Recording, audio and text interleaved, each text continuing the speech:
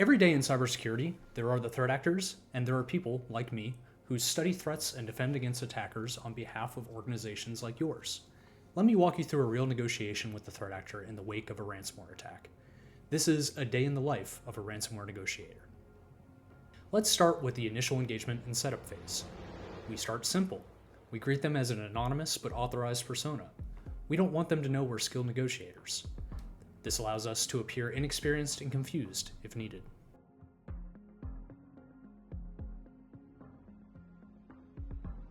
The threat actor immediately provides a listing of stolen data.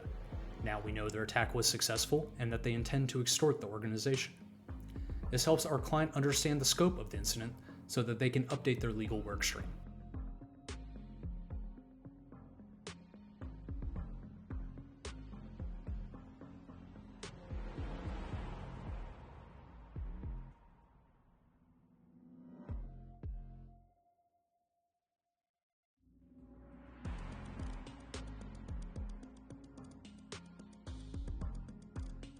Each message we send is approved by our client's stakeholders. Their legal counsel, insurance, and senior leadership ensure alignment. This also protects our negotiator from making unauthorized decisions on their behalf. Next, we begin the proofs process. We need to verify that the threat actor has truly accessed sensitive or proprietary data. We ask them to offer up proof, even just a couple files to substantiate the threat, and we wait to see what they provide.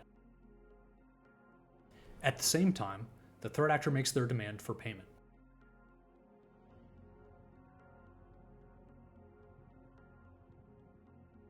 In the background, our recovery team searches for backups.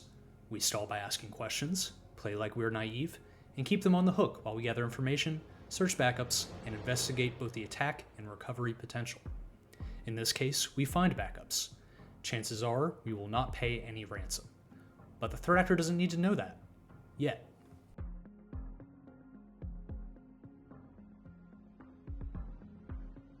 We keep them engaged by sending periodic messages, just enough to keep the conversation moving. Cadence control is crucial.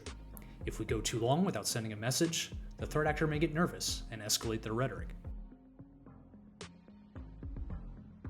Sometimes we pretend to encounter technical issues to stall further. In this case, the password issue was real. What the threat actor doesn't know is that we already rebuilt the server from backups.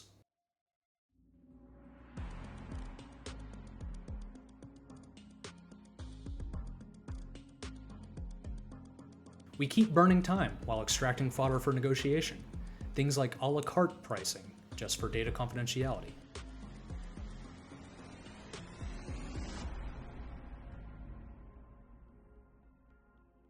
The threat actor says that their demand is non-negotiable. We'll see about that.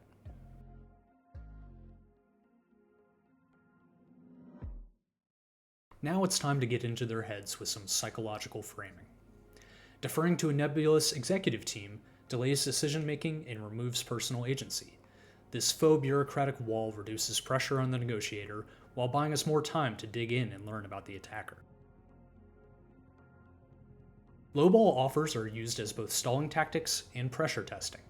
Based on previous experience with this actor, we knew that they would balk. Next, we start some strategic price anchoring. We know what they stole, and they don't know that we've recovered much of it. It's time to challenge them and drive the price down substantially. Even relatively small price movements are signs of flexibility. The threat actor attempts to appear firm, but knows that this far into discussions, they need to begin reducing their price if they want to reach a demand that the victim could afford. In this role, you can't be above a bit of emotional and cultural manipulation. We may use holidays and weekends to justify delays. These are particularly effective when the actor shares the same cultural calendar. We are still stalling with another lowball offer. It's important to note, while some stall tactics are standard, sometimes we have to get creative based on the scenario.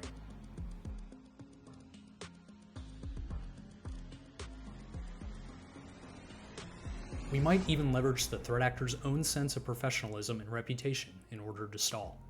We are talking to a criminal after all.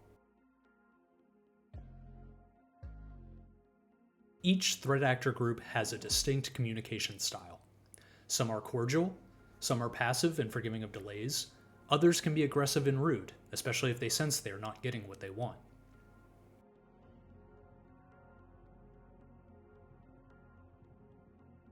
We attempt to keep the lines of communication open as long as we can. We are 2 weeks post-attack, and the client is almost fully recovered.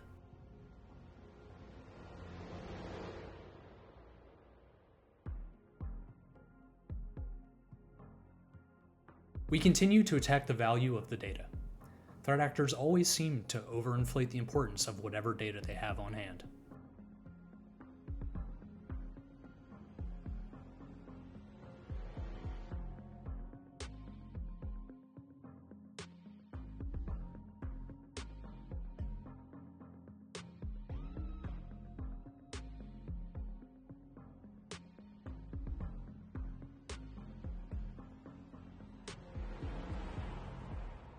The original demand was for $3 million for the decryptor and data confidentiality.